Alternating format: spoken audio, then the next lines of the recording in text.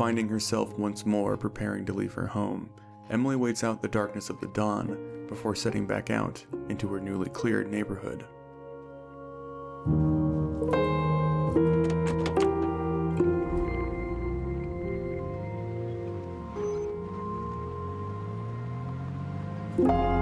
Finding the empty streets even more eerie than when they'd been occupied by the infected, the cautious doctor begins to go from home to home, gathering what useful items she can.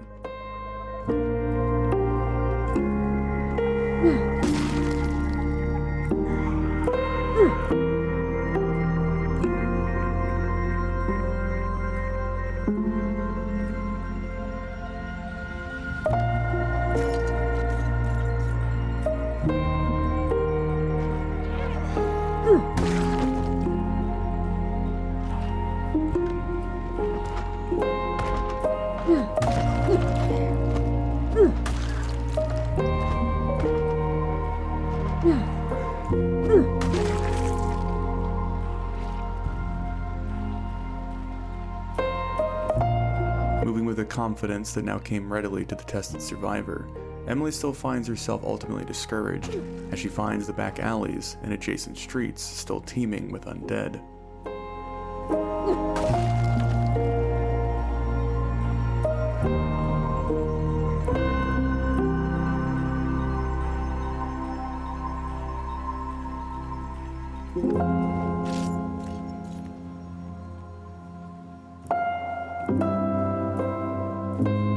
Beginning to truly realize just how difficult it would be to fully secure any part of the city from the infected, the tired survivor can't help but wonder if her journey to the hospital is ultimately hopeless.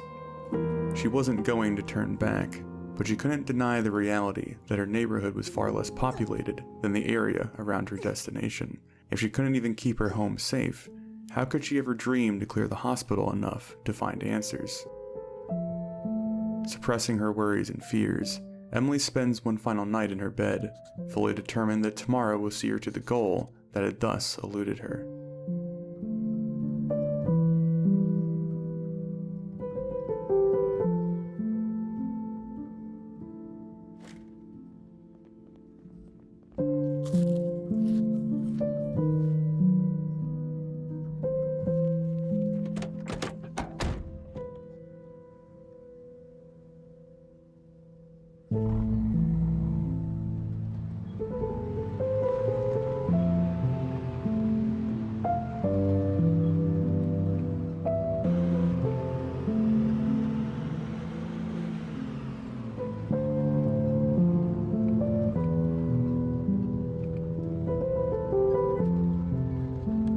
Pulling into the home she'd repurposed as a safe house, Emily peers through the pale light of the dawn to see her vehicle had drawn attention.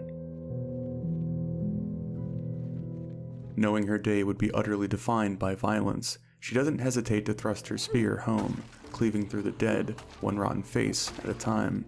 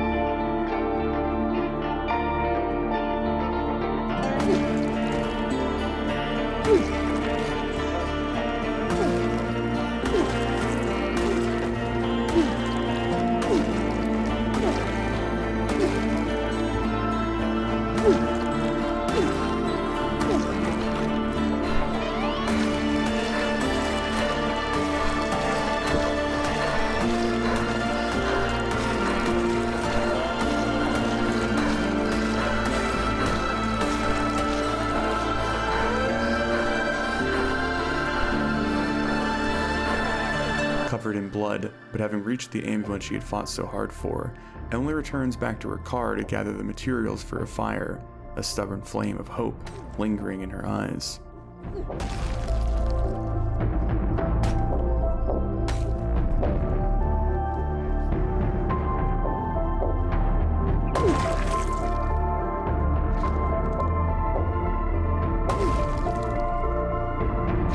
tasting victory upon her tongue, the survivor's hands shake with excitement as she prepares to ignite the siren, but her adrenaline forces her to make a crucial mistake.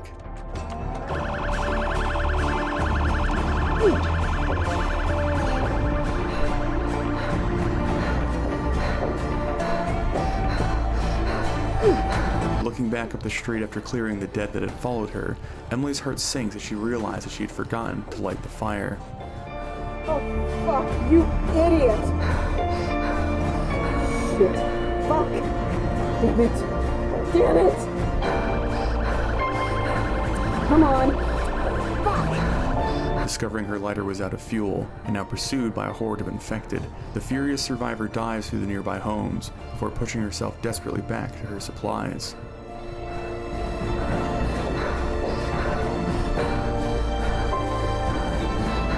Grabbing a fresh lighter, she races back onto the street, only to be faced with an oppressive silence. Oh no, please! Why? Why? God, please! Trying to come to terms with the disaster she had placed herself in, Emily's hands and mind go numb as strays already break off from the pack and shamble towards her aimless state.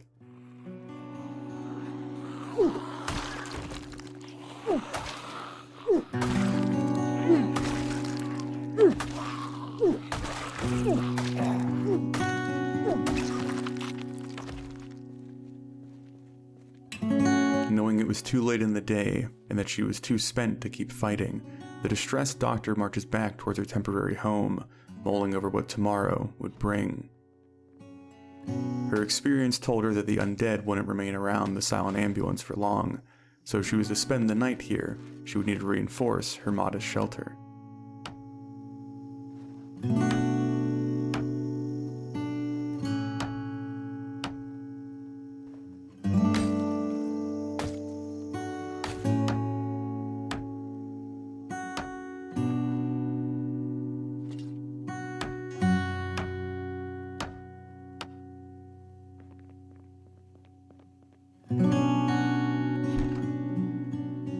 August 18th.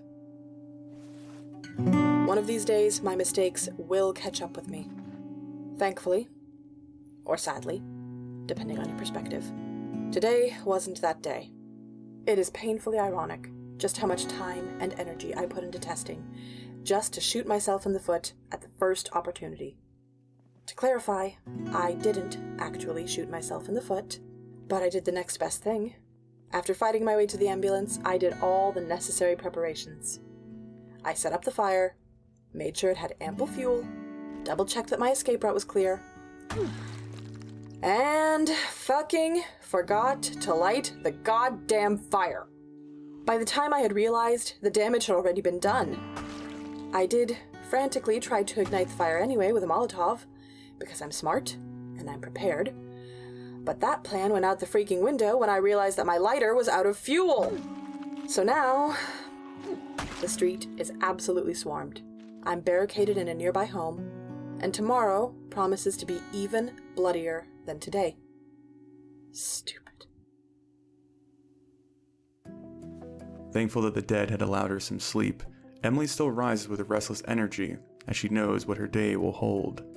As she prepares herself in the dim light, she recognizes just how far this world had pushed her. Only a few weeks ago she would be cowering in terror at this bloody prospect, but now she plods down the dark street with stern determination.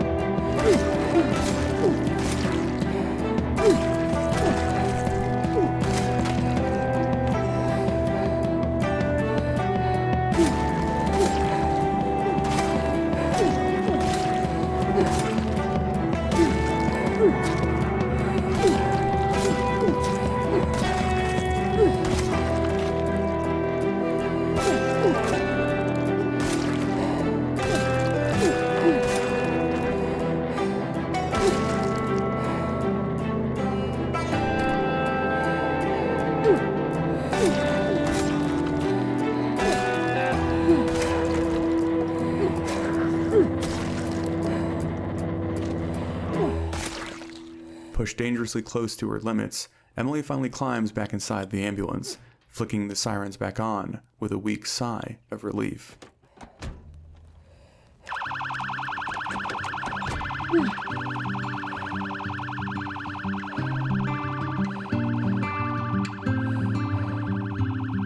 Body aching in the warm light of the evening, the immense bloodshed of the day culminates in a sight Emily never thought she'd be relieved to see.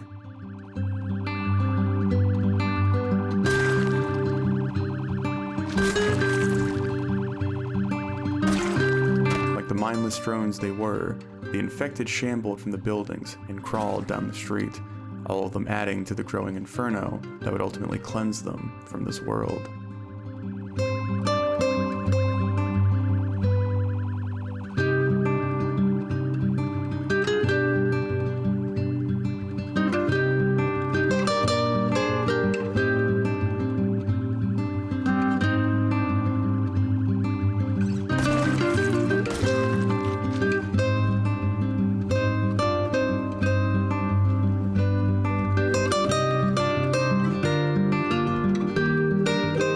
August 19th. If I'm being honest, I'm surprised I'm writing in this journal today. I cannot even begin to describe the amount of death I faced to claw my way back to the ambulance, but I did it. Despite all the odds and all my doubts, I carved my way back through the horde and lit the fire I had fumbled yesterday. In the end, the siren worked just as well as all my tests. If not better, actually.